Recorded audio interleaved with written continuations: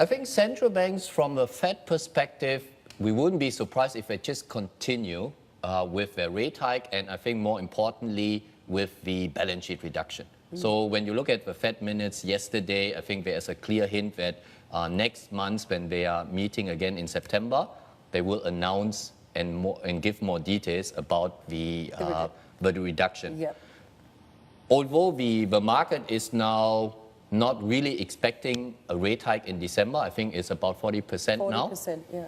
We still think there is a high chance that the Fed would still do in December. Even after the Fed minutes? Even after the Fed minutes. I think they are in this dilemma of a very good job market, but why is this not reflected in higher inflation, right? We are still waiting for this wage inflation boost, which is right now not really coming.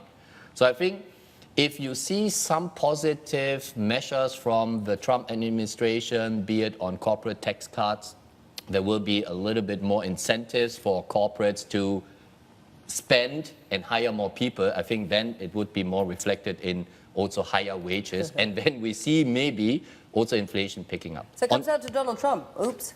Yes, I mean, and I think this is also the reason why the US dollar has been quite weak this year, right? I mean, a lot of disappointment. He hasn't delivered anything yet. I just touch on corporate tax. I mean, Obamacare, infrastructure spending, nothing has happened yet. And I think from a political perspective, this year is basically over, right?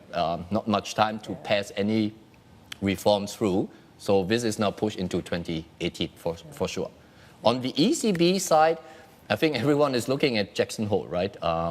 Next weekend. Although it seems like he's not going to focus on, Mario Draghi's not going to focus on Jackson Hole. He's going to probably not give out much information. I suppose you need to look at what happened last year to see why.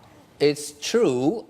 We are quite surprised that the ECB looks like that they can live with a stronger euro now. In the past, whenever the euro was in this kind of area, 116 to 118, at least there was some verbal intervention from the ECB to talk the euro down.